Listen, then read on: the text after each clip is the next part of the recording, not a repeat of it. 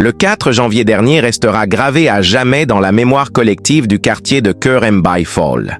Ce jour-là, deux innocents enfants, portant ironiquement le même prénom, Ibradia et Ibra Fall, disparaissaient mystérieusement, plongeant leur famille et tout un voisinage dans une angoisse insoutenable. Pendant 4 jours, parents, proches et voisins ont arpenté sans relâche chaque rue, chaque recoin, dans une recherche frénétique, priant que le sort leur rende leurs enfants sains et saufs. Mais le cauchemar prit une tournure encore plus macabre le 8 janvier 2024. Un jeune du quartier, en s'adossant par hasard à une voiture recouverte d'une bâche hermétiquement attachée, entendit un murmure, un faible bruit de détresse, presque un appel au secours étouffé venant de l'intérieur. Alerté, il appela d'autres jeunes et ensemble, ils retirèrent la bâche. Le spectacle fut insoutenable.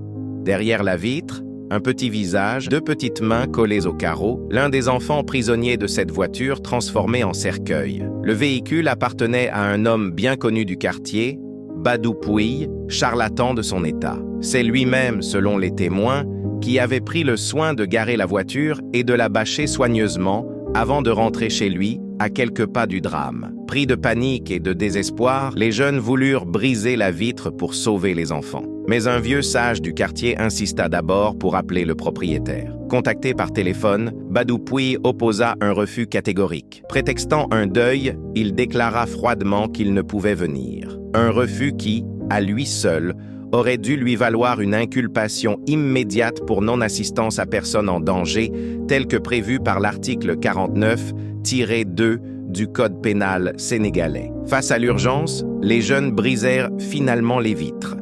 Trop tard. Le petit Fallou gisait sans vie. L'autre enfant, à l'agonie, fut transporté d'urgence à l'hôpital. Le drame avait déjà scellé son empreinte. Mais le pire était à venir. Alors que tout semblait pointer vers le propriétaire du véhicule, l'homme à la voiture funeste, l'enquête prit une tournure inimaginable. Le commandant Mboup, chargé de l'affaire, décida très tôt d'écarter toute responsabilité de Badou Pouye.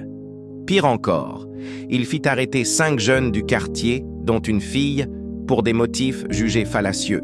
Saccage, partage de données personnelles, association de malfaiteurs. 2 d'entre eux, Salimata Traoré et Talla Mbow, furent condamnés à 2 ans de prison, dont 6 mois fermes, assortis d'une amende de 2 millions de francs CFA.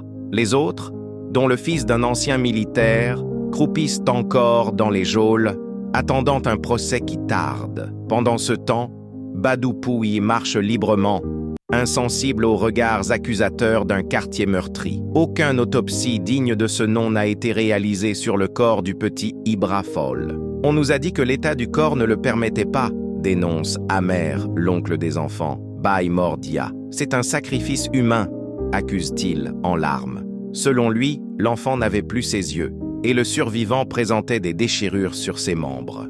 Le vieux Traoré, ancien militaire et père de l'un des jeunes arrêtés, n'a plus de mots pour exprimer sa douleur et son indignation. Mon fils n'a fait qu'alerter le quartier, il a entendu les gémissements dans cette voiture, et aujourd'hui, c'est lui qui est derrière les barreaux, tandis que l'homme qui a refusé d'ouvrir sa voiture continue sa vie comme si de rien n'était. Aucun coupable n'a été inquiété. Seules les familles des victimes continuent de pleurer en silence, écrasées par l'injustice.